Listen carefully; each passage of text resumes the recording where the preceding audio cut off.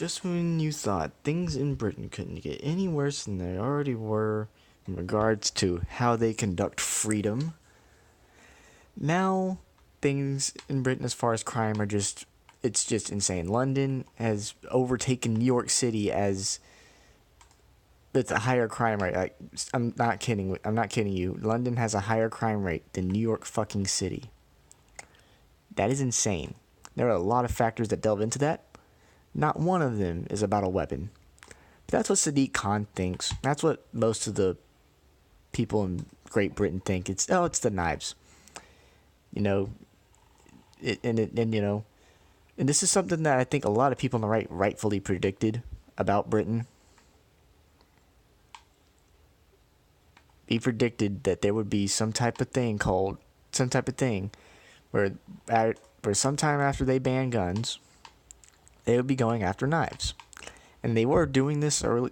We're doing this a while back, but it didn't really get that much airplay because I don't think the laws ever went through. But it's back, and this is a prediction that me and a lot of people who are gun control or who are gun rights activists have had for a while now. Britain wants to ban knives, kitchen knives. They want to regulate what you can do with a knife. Okay, this is insane. Considering that there was this is coming off the back of the guy in Britain who's now getting prosecuted because he killed a guy in self-defense. There was a bunch of tweets of some British police forces that were that found these weapons, quote unquote, that were actually tools, commonly used tools.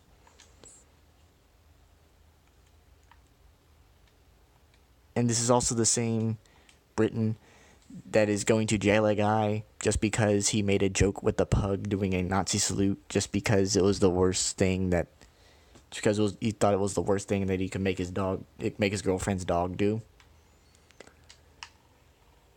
I'm sorry. I'm sorry. I'm getting more and more convinced that Britain is beyond saving. Culturally, they're beyond saving. Okay. And like I said, there are a lot of factors that go into why Britain's crime rate is so bad right now. A lot of it has to do with, the mass migration, the whole immigration crisis. All right, not one thing has to do with the weapon. All right, as Freedom Tunes points out in almost every one of their videos when they talking about, one of the big points about the left is that when they're doing gun control, they always like to talk about how Britain and Australia ban guns and shit, and they got low gun crime rates. Well, you gotta remember, there was a huge spike right after that. The United States had an assault weapons ban, quote unquote assault weapons ban, in 1994. We didn't have a huge spike in the crime. In fact, it's really debatable if the Gun Control Act of 1994, the Brady Act is what I think it was called, really did anything to stop gun crime at all, to slow it down. It's really debatable, and in a lot of people's eyes, it really didn't. And so now, like I said, there's a lot of factors. All right, Britain right now is suffering from a lot of acid attacks, a lot of terrorist attacks, really high-profile ones that the United States doesn't have. Honestly, the biggest mass death that we've had within the last 10 years has been the shootings in Las Vegas and Orlando. And while those happened within the last 2 years, most of our mass shootings aren't super high in the body count like the ones that happen in like France or in London and stuff like that. We don't have things as bad as they do in European countries, and part of that is because they just don't police right. And this is where we get into the mass migration problem. This whole thing is really the cause of a mass migration from a lot of nations in the Middle East. A bunch of them are coming in. I know you're going to call me racist for saying, "Oh, it's all the Arabs' fault." You keep saying it's all the Arabs' fault. No. No, that's not what I'm saying. I'm saying because there's so much I'm not saying that all Arabs are doing this, but the entire spike that they've had in immigration since 2012. I mean, Europe has not really done anything with their resources, right, to really go through the immigration thing right. They weren't vetting out people, okay? You got people like Justin Trudeau in Canada who want to let people who were fighting for ISIS back into the country to reintegrate, which is an insane prospect, and that's something that people in Britain want to happen too. You had a bunch of celebrities virtue signaling just a couple of years ago about how we weren't doing enough, even though we were doing all we could to help these people. All right, like I said, mass unvetted migration is not a good thing, and that's part of why Britain sucks right now. And their mayor, Sadiq Khan, who is a virtue signaling retard, who was also the guy who said Donald Trump was not welcome to London or Great Britain just because he didn't like him.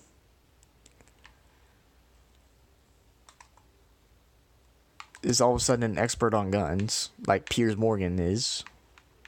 We'll get to the Piers Morgan thing in a second, because Piers Morgan, once again, just doesn't understand anything about guns.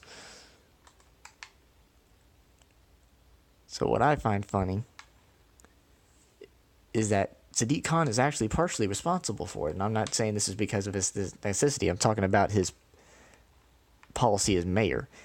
Apparently, he stopped the stopping. You know how, like, sometimes officers will stop you on the road in order to make sure you're not carrying something illegal, especially in high-profile places like the border or something like that.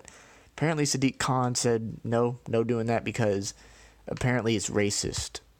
Because there's a lot of, Muslim dudes Arab dudes who are getting stuck like that, who are mainly getting affected by this, which, yeah, because there's a bunch of Arab immigrants. So, of course, it's going to happen. But he's saying that this was only happening to them and that this was racist and that we had to stop it. Which is pretty dumb, like I said, if you're not doing that type of stuff in a high-profile area. Like a museum or something, okay? You got to have good security, okay? With the really rapid upswing in terrorism that we've had over the last few years, you'd think security would be of the utmost importance. Apparently it wasn't. And so, all this shit's happening. And what are they going to actually do to solve this crisis? They want to ban knives. They want to ban long kitchen knives. They aren't saying anything about banning machetes, which is what that one guy used to kill that soldier. In that one soldier last year, or 2 years ago. That one guy just cleaved a British soldier to death who was just standing outside. All that shit. Yeah, they don't want to ban machetes. They want to ban kitchen knives. So you want to prevent more Freddy Kruegers by allowing the opportunity for more Jason Voorheeses to come about, I guess. I mean, I know that's kind of dumb comparison, but had to make an analogy somewhere.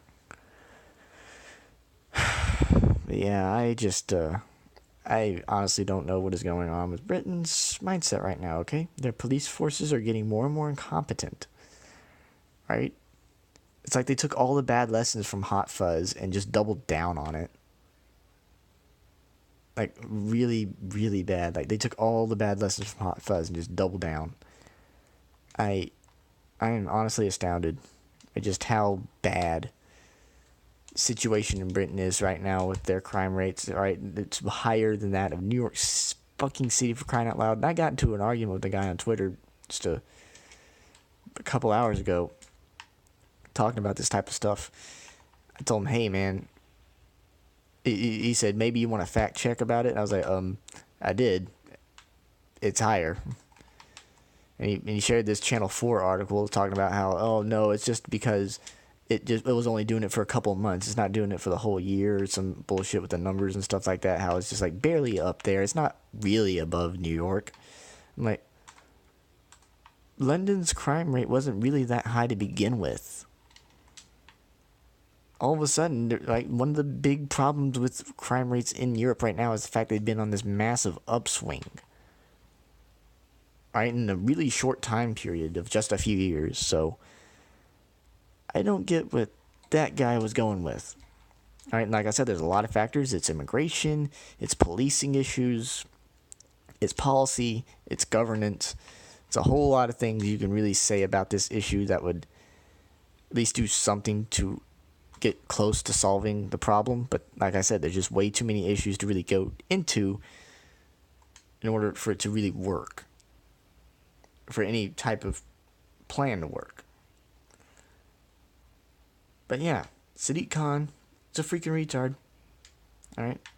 And this also, all this stuff, it gave the opportunity to give people like Piers Morgan more of a voice than he already had on gun control. And once again, he went after everybody. He started saying stuff like, after the Parkland shooting, he said something about like imagine it's like America's gun laws need to be changed. Imagine if a Muslim shooter had done this and stuff like that, disregarding the fact that there was a Muslim shooter who shot up a gay nightclub, who, by the way, was not gay or bisexual or confused, which does not lend credence to anybody trying to sympathize with the shooter over the fact that he may have been confused. Even if he was confused, it doesn't excuse anything. If you're confused, if you're sexually confused, why in the living world of hell would you shoot up a nightclub? Like, that makes no sense. And then Ben Shapiro, the guy who basically started the beginning of the end of Piers Morgan's CNN career, freaking wrecked him on guns on Twitter like a baller. Alright, you may not like Ben Shapiro and his policy towards Israel and stuff like that, but you gotta admit, he's really good when it comes to taking down liberals and people who just don't know what the hell they're talking about. It's one of the reasons why I liked Ben so much.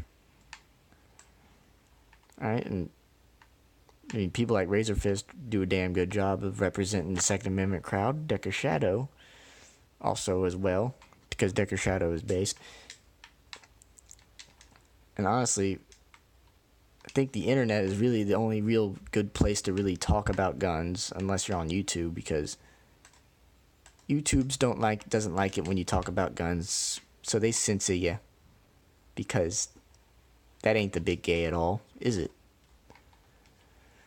But anyway, that's all for this little short one. I hope you all enjoyed. I will see you guys next time. Hopefully I can get myself more Let's Play, well, not more Let's Plays started, Let's Plays finished, and I'm going to try to do a little bit more political videos than I have been recently. So anyway, hope you guys enjoyed. Don't die.